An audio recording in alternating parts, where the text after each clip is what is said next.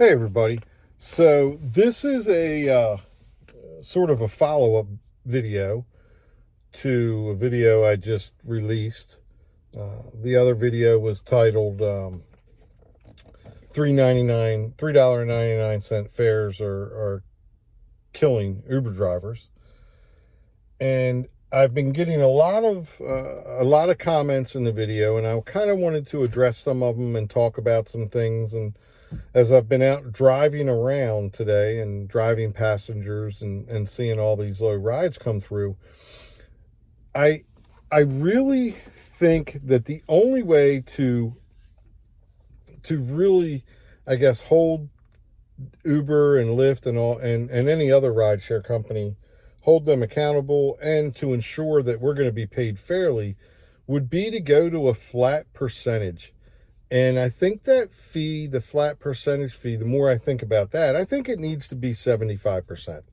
I really do. I think with the costs of driving and the cost of maintenance and fuel and car insurance and the cost for these cars nowadays and the work that we do, I think 75% to us for the total fare. None of this after third-party fees stuff, none of that. You know, if Uber and Lyft charges a passenger $10, then we get $7.50. Actually, I'd take that back. A minimum ride needs to be $8. So in that case, we would get $8. So the percentage would be the 80%. At some point, both Uber and Lyft and all these other rideshare companies and gig apps, DoorDash, whatever it is, they all need to realize that they can't expect people to come out here and do a job for them, and that's what we're doing, and do it for pennies or free. I had a ride request earlier, and it came in, when I did the math on it, it was 74 cents a mile. Now, you could sit there and say, yes, if you back out depreciation and you don't count depreciation in your vehicle, then you're going to be making, probably around 48 cents, 49 cents a mile on that trip. And I really don't consider depreciation a thing, because I keep my cars for the maximum amount of time and then I get a new one. So for me, a car is a tool, and I don't mind putting on the miles. I don't mind that because I'm making money on it. But that's only when I'm actually making money. At 74 cents a mile, that's kind of ridiculous. Or when you get these, I don't care if another trip I got today was for $4.02. And I didn't take it. And that was on Lyft. And I thought to myself, that's absolutely ridiculous. Now, the lowest that I've seen on Lyft was $3.86. That is just insane, and I would never even entertain that for a second.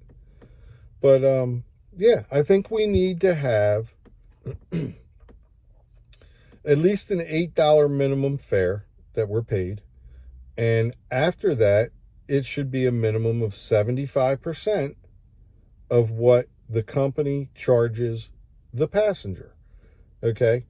25% should be more than enough money for them to turn a profit. It should be more than enough money for the insurance. 75% is fair. That's what we should get. And I hate to say it, but that's what we need. A lot of drivers out here, they're renting their cars. I spoke to a driver the other day that was renting through Hertz. And the guy was telling me that he was paying $384 a week for the car, and then he had to put in all his own gas, and and that's fine. I understand you have to pay for your own gas, but I thought to myself, you're paying, let's $384. Let's round that up to $400. I know it's not $400, but that's $1,600 a month for a car. That's insane. Okay, that's insane. Now I know if you own the car, and you include insurance, and you include your car payment, and you include maintenance and all that, you're spending, you're probably spending close to that, maybe close to it, I don't know. But that's not the point. The point is you're renting a car for almost $400 a week to just go and do a job. I don't see how these companies, how these people are really making a living or making any kind of money doing it. I mean, granted, you can come out here and you can accept every single trip. And I guess you might want to do that if you're renting. You ain't got to worry about anything. You just have to worry about putting the fuel in the car. But I mean, you're driving 12 hours a day and you're accepting every single trip. That's a lot of miles. That's a lot of time in the car. And, there's all kinds of videos that could be made out of that. I'm not even going to go down that rabbit hole. But I really believe that these companies out here need to come to an understanding. And at some point, as drivers, we do need to organize and we do need to make our voices heard. And I don't think that drivers as a whole have done a very good job doing that over the years. And I'm as guilty of it as anybody else. You don't see a lot of drivers screaming from the rooftops that we need fair treatment. We see people mentioning it. You might see a Facebook post. But, something has to be done that, drivers are treated fairly and paid fairly.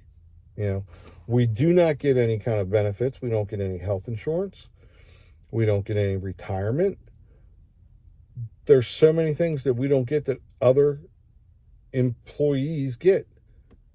Maybe we're not employees, but we're not independent contractors either.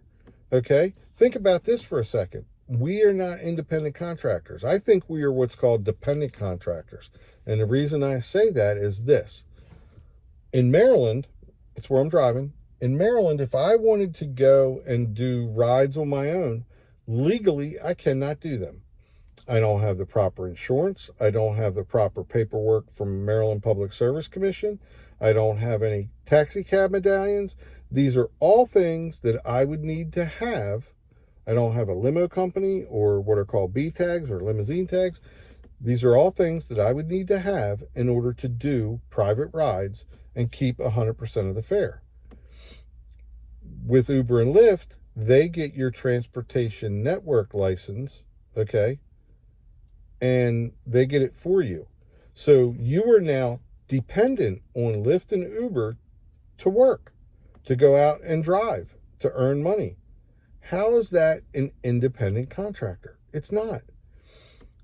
Uber does several other things that I feel kind of cross the line. One of them is they'll punish a driver. We have something called advantage mode here. If you don't keep a high acceptance rate and take the rides that they want you to take, they'll remove your advantage mode, which reduces your pay by 5% and deprioritizes you at the airport. So you'll sit at the airport for 40 forevers waiting for a ride and you won't get it because everybody else has advantage mode. They get the rides. So, those, and again, that's a whole nother rabbit hole we could go down and talk about and make I could do endless hours on that. But yeah, we as drivers, we need to do a better job at organizing and we need to do a better job at demanding a fair compensation. And I think really the only way to do it is with a flat percentage fee. And you could define that flat percentage at 70, 75, 80, doesn't matter. But you got to have some type of percentage. And I think 75 is fair. I think a minimum should be $8 per trip. I think if you have to drive more than, let's say, we'll pick, 10 miles. We'll go high. I think 10 miles is a long way. If you have to drive more than or up to 10 miles, would be 75%. If you have to drive 10 miles to pick somebody up, then you should turn around and get a long distance pickup fee, $2.50, $3.50, something. You should get something for that long distance pickup fee, and then the 75% on top of it. Let me know what you think. If you think a flat percentage fee, 75%, would be a good idea. I know this isn't about do I think Uber or Lyft or anybody actually implement this. I'm asking if y'all think this would be a good idea. Do you think it would be fair? Do you think you'd be able to turn a profit plus cover your cost at 70 to 75%. Let me know in the comments below, and I'll see you guys in the next video. Hopefully everybody's out there making money. I'm out here driving today. I've made a whopping $40. Woohoo! All right. Everybody have a great day.